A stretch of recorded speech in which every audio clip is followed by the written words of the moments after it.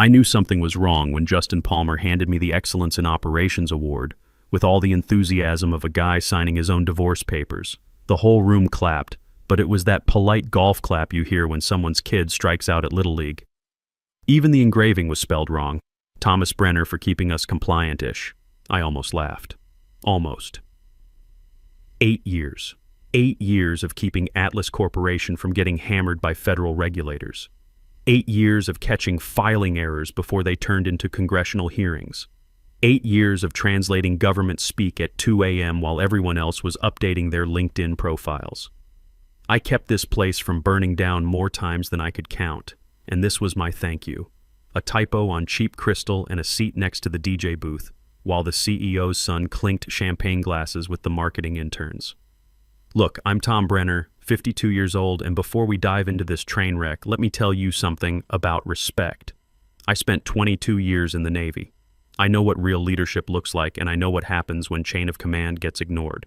What happened at that Colorado mountain retreat wasn't leadership. It was a public execution disguised as corporate strategy. This executive summit was supposed to celebrate our operational heroes. Their words, not mine. All 150 of us were invited to this lodge outside Denver naturally, but nobody ever asked me to help plan it. That was ironic, since every time they screwed up the logistics, they came running to me to fix it. I found the missing vendor contracts. I made sure our liability coverage matched the venue requirements. I even corrected the lodge's safety documentation because HR didn't notice half the conference rooms weren't up to fire code. But I wasn't the face of the company. I wasn't the shiny new analytics platform they were demoing or the marketing VP who talked like he was pitching on Shark Tank. I was the guy with the corner office near legal who carried a thick regulatory binder everywhere and always had backup documentation in his briefcase. The kind of guy who got work done while others scheduled brainstorming sessions to discuss scheduling work. Still, I showed up. I even wore the Navy suit that didn't make me look like I moonlighted at the DMV. When the awards ceremony started that Friday evening, I nursed a bourbon and tuned out the parade of buzzwords echoing off the lodge walls. Disruptor of the Year, Client Whisperer, Synergy Architect. Good grief. Then they called my name. The room dimmed. A spotlight flickered on. Justin Palmer, CEO Richard Palmer's 29-year-old son, stepped up with a tablet and read from it like the words physically hurt him. This next award goes to someone who keeps our operational engine running smoothly behind the scenes. I'd heard variations of this speech for years. Something about being the backbone, the unsung hero, the steady hand. They praise you with metaphors that sound noble until you realize what they really mean is, we forget he exists until something breaks. Still, I stood to accept the crystal plaque with a nod and a half smile. That's when she grabbed the microphone. Brittany Palmer, Justin's wife, 26 years old, blonde, and polished to within an inch of her personality. She wasn't even on the agenda, but she marched up in her sequined dress like she was hosting the Oscars. See, Brittany had been gunning for me ever since I blocked her executive lifestyle brunch from the corporate card last month. She'd wanted to bill a $20,400 influencer event as team building, and I'd quietly rerouted it to her husband's personal account. I figured she'd forgotten about it. I was wrong. She yanked the mic from Justin and smiled wide enough to show her veneers. "Let's give it up for Tom, everyone," she announced. The 150 faces in the room turned toward me, expecting the usual thank you speech. Then she paused for dramatic effect and let the words drop like a bomb. "And let's all remember to pack your awards before heading out because you're transitioning to retirement. Effective immediately." The clapping stopped. I mean, it stopped like someone cut the power to the building. A glass hit the floor somewhere near the back. Justin blinked like he'd been slapped. CEO Richard Palmer gave that half smirk you see when someone else gets pranked on a video call. HR's face went into full blue screen mode, and I just stood there holding a plaque that didn't even spell my name right. I didn't argue. I didn't ask what she meant or how she knew something I didn't. In the Navy, you learn to read situations fast. This wasn't a mistake or a joke gone wrong. This was deliberate. Brittany had been planning this moment probably since that expense report incident. I just nodded once, turned around, walked out of the main lodge, and drove back down the mountain through the sleet in complete silence. No one followed. No one called. Not even legal. You'd think someone would have asked, hey, should we maybe check if our risk management officer was just publicly fired by someone who doesn't even work here? But nope. Because Tom Brenner was always steady, always calm, always the fixer, until the moment they decided I wasn't worth fixing for. That was Friday at 5:30 p.m.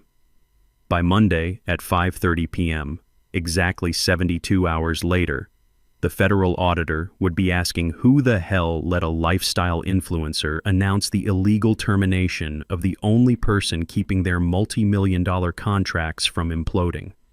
The sound that came out of that microphone wasn't just an announcement, it was a declaration of war.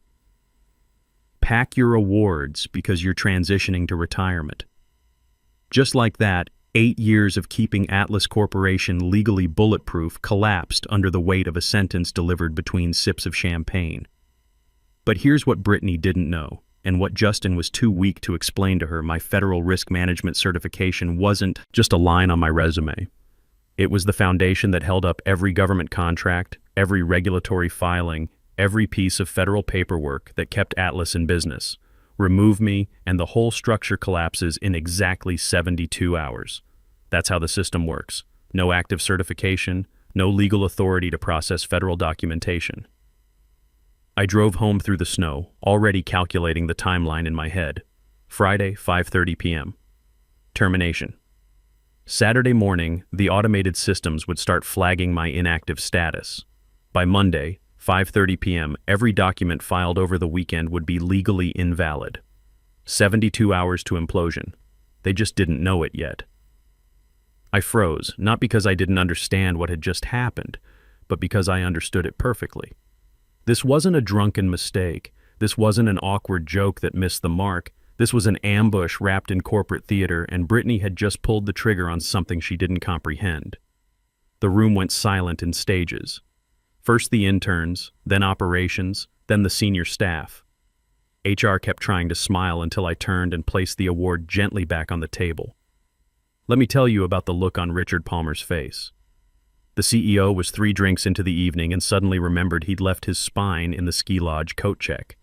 He glanced at me, then his shoes, then made a face like he was mentally rewriting the company's crisis management playbook. Justin leaned back in his chair like he was watching a prank video. Amused, slightly uncomfortable, but not moved enough to do anything about it.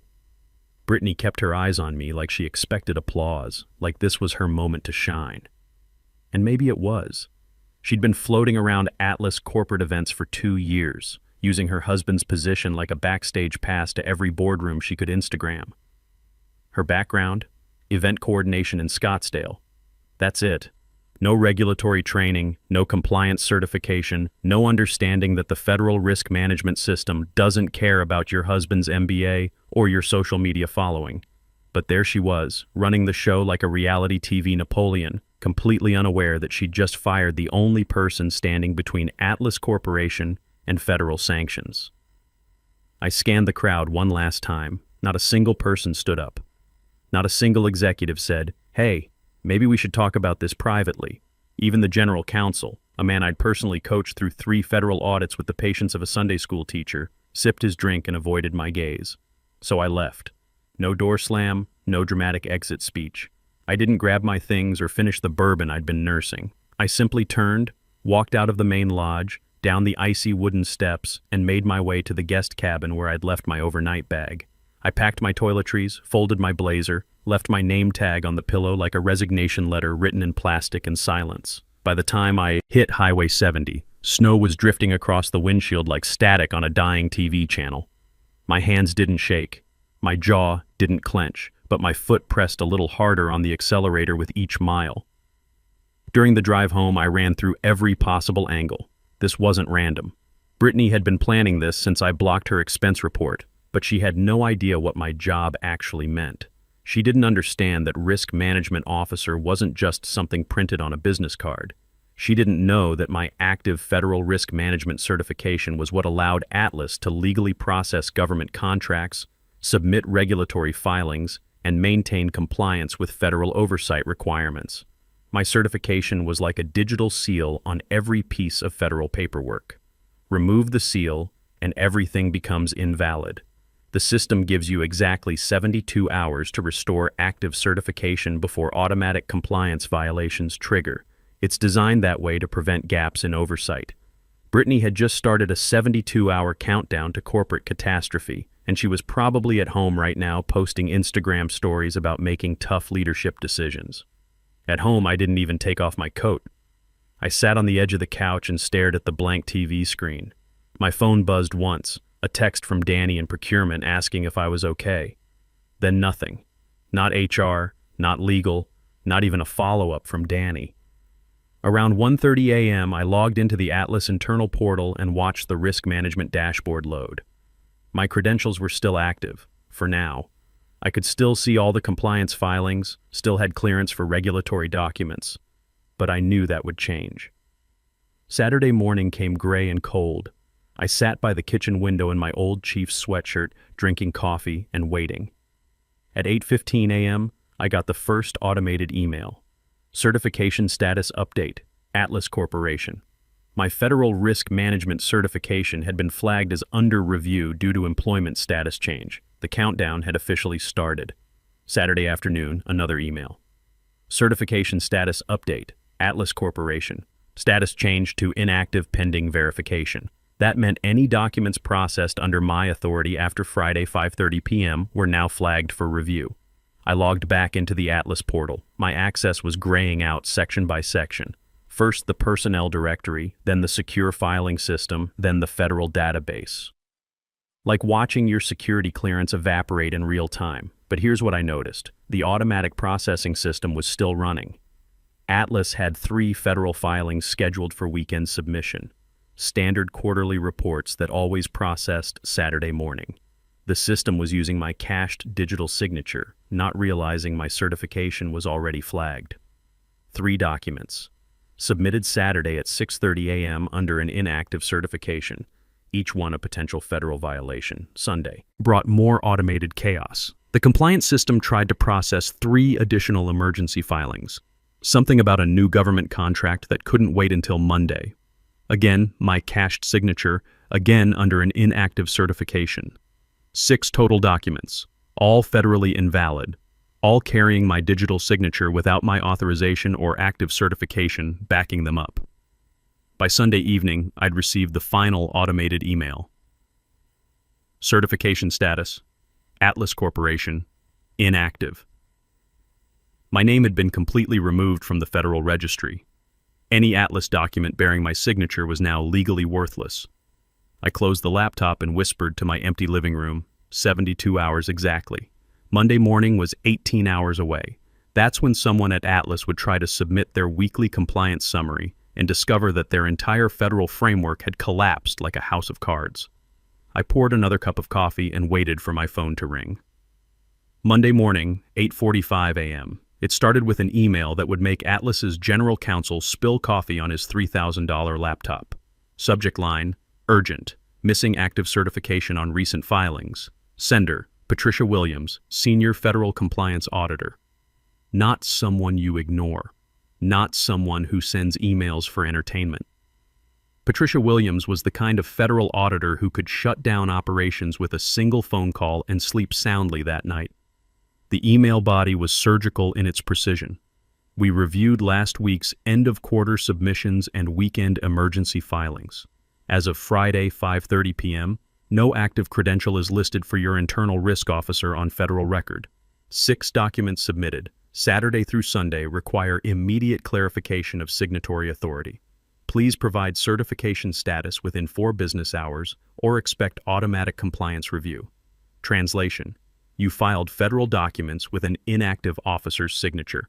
That's not a paperwork error. That's potential fraud, misrepresentation, and violation of federal oversight requirements. The kind of thing that triggers congressional hearings and makes CEOs testify under oath. By 9:15 a.m., Atlas's general counsel was in full panic mode. He'd pulled up the federal compliance portal and stared at the screen like it might change if he blinked hard enough. There it was, big and bold. Active license holder, none on file. It had been exactly 72 hours since my name vanished from the registry. Not transferred, not replaced, just gone.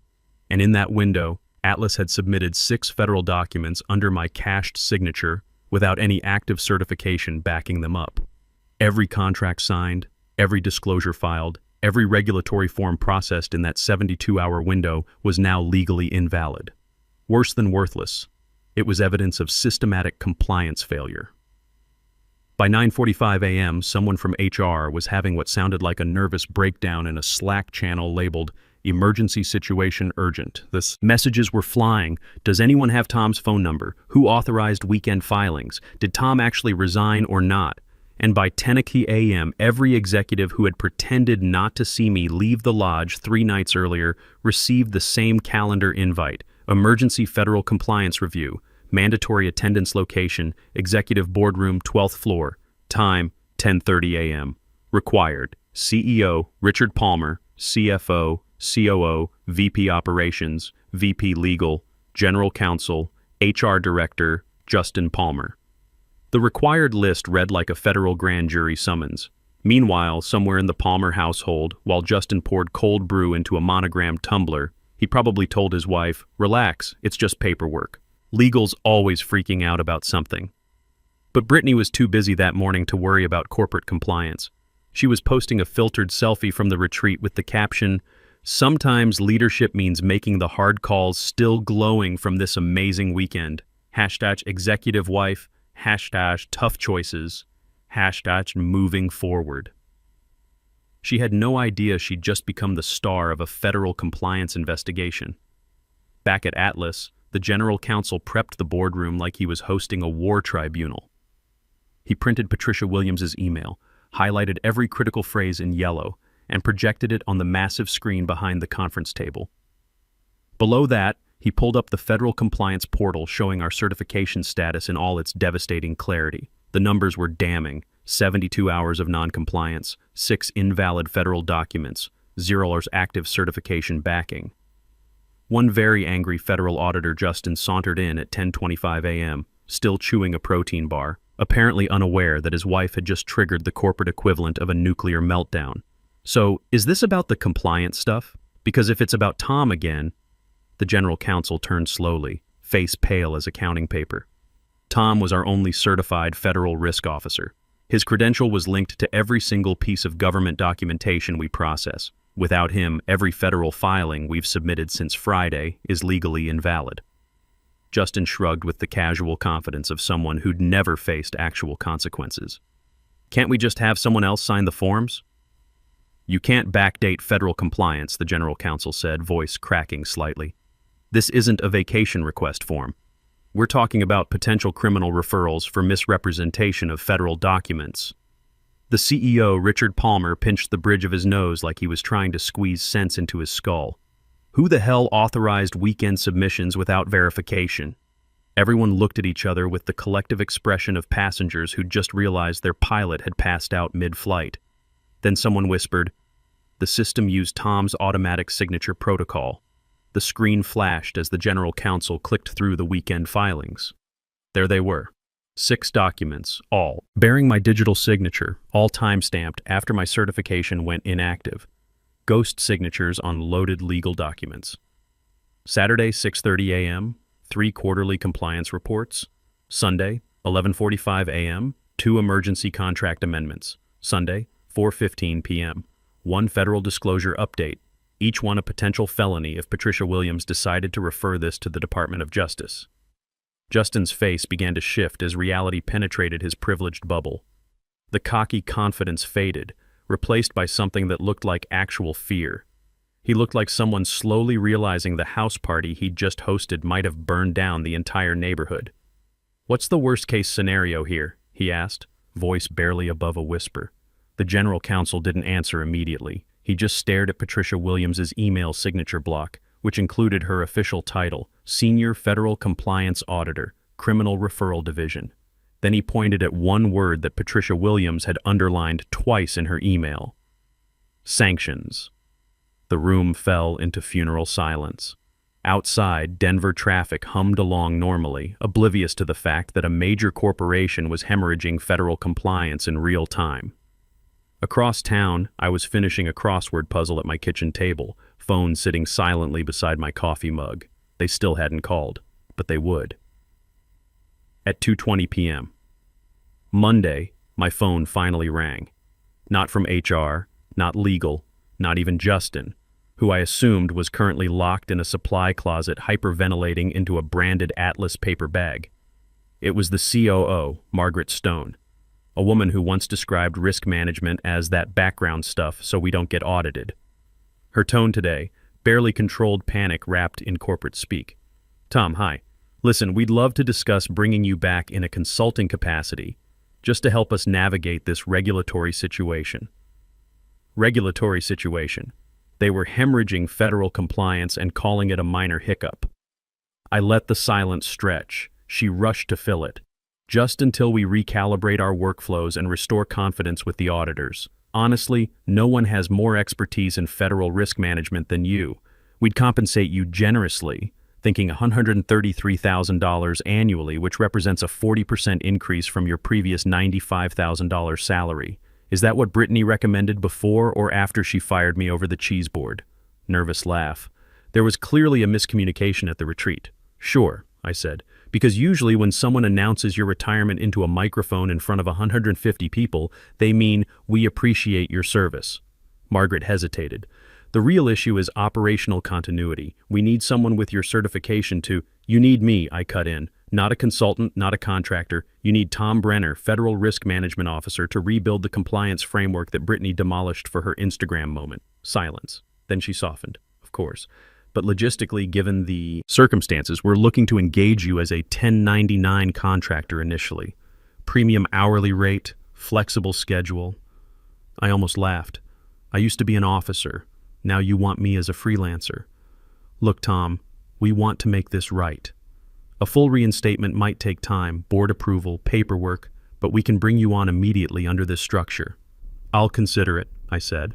Audible shock. You'll consider it? I need to discuss this with my attorney and my financial advisor. My schedule's suddenly quite busy. I'll get back to you. Tom, this is extremely time-sensitive. Patricia Williams expects our response by close of business today. I know.